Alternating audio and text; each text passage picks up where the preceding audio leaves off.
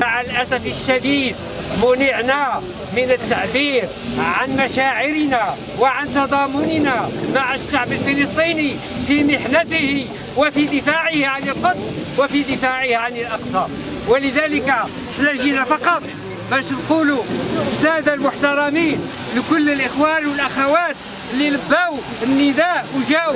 رغم أنهم قراوا المنع، فجينا نقول لهم بأنه الوقفة يعني ما بقاتش، لأنه تم المنع ديالها ولأنه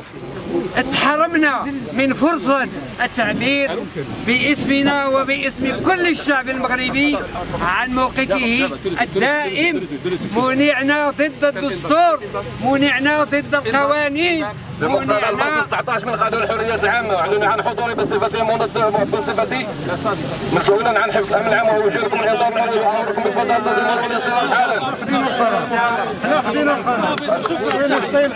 عليكم العقوبات والنص عليه بخصوص 20 و 21 من قانون الحريات العامة بتخصيص شركة بالتزامن غير مسلح ولم يصح بعد توجيه الانظار الاول الثاني والثالث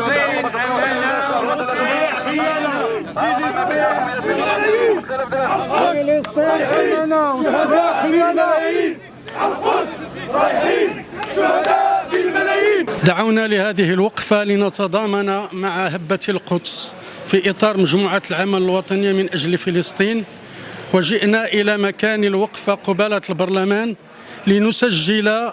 محطة خزي أخرى، وهي أنه في بلد يترأس لجنة القدس تمنع وقفة للتضامن مع القدس في الوقت الذي جيش الحرب الصهيوني وشرطته العنصرية وقطعان مستوطنيه يدنسون مصر رسول المغاربة ومليار ونصف المليار مسلم في العالم. هذه فضيحة أخرى تنضاف في سياق الخزي والعار منذ 10 دجنبر و22 دجنبر المشؤوم. ولكن الشعب المغربي قال وسيقول وسيبقى يقول ويردد بأن التطبيع خيانة، وأن فلسطين والمقاومة أمانة، والقدس هي عاصمة المغرب. الدولة تتصرف على خلاف ما تدعيه مرارا بأنها مع القضية الفلسطينية ومع الشعب الفلسطيني ومع حقوق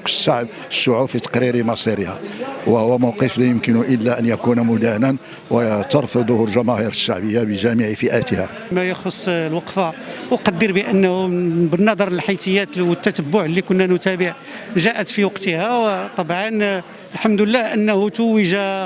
صمود المقدسيين وهبتهم بالانتصار، ولكن ما زالت القضية والأخطار محدقة بهذه القضية وبالقدس وبالأقصى، وبالتالي كانت وقفتنا الرمزية من أجل مساندة الفلسطينيين وصمودهم ومقاومتهم في وجه الاعتداءات الصهيونية والجرائم الصهيونية المتكررة. نتأسف للمنع الذي تعرضنا له وتعرضت له هذه الوقفة ووقفات أخرى سابقة، حيث لا